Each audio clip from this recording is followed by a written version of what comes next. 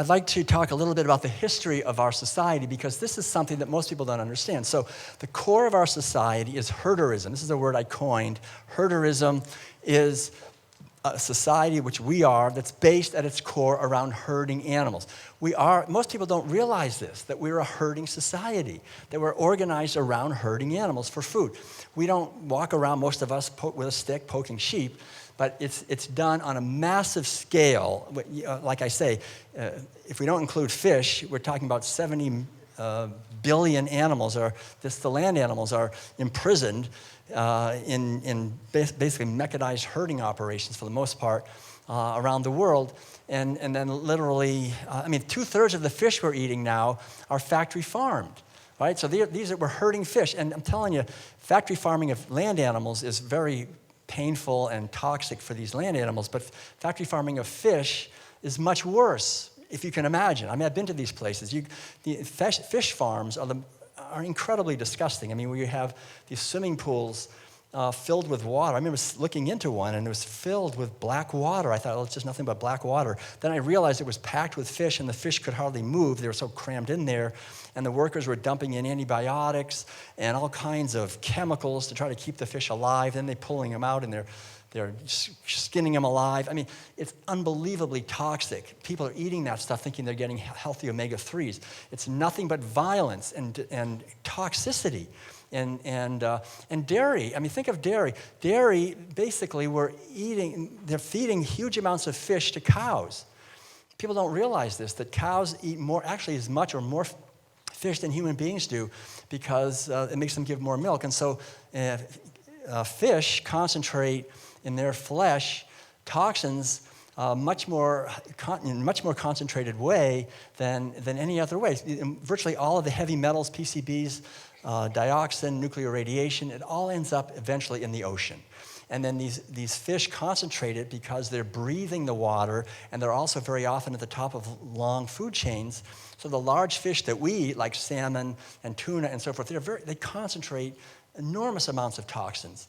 And then, so we eat the fish, we get all of that directly. It's good. It's great for the cancer industry, right? They're guaranteed to make a lot of money. It's great for the bankers in the background that have made all the loans for all the hospitals and all the medical equipment. They're promoting this. Of course they're promoting it. The media, they're all promoting this. That's how you make your money. They haven't made any money on me in 45 years. I haven't gone, I've boycotted the whole medical industry. But the whole idea is to understand that when we're eating dairy, we're eating all that fish that the cows are eating. So all the heavy metals and pieces, and it concentrates in mammary secretions more than anywhere in the body. So all the cows are eating all kinds of other stuff too. And so the toxins, as well as the naturally occurring toxins in dairy products, there's huge amounts of estrogen.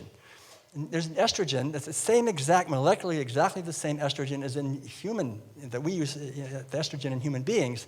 And so we heard yesterday about how, for example, girls start having their first menstruation. In Japan, for example, right after World War II, Japan lost the war. And the United States went in with the dairy industry to really bring them down, even worse. And told all the Japanese people, now you got to eat dairy. And so the dairy industry can make a lot of money. And so the Japanese started eating a lot of dairy products because they were forced to by the American business.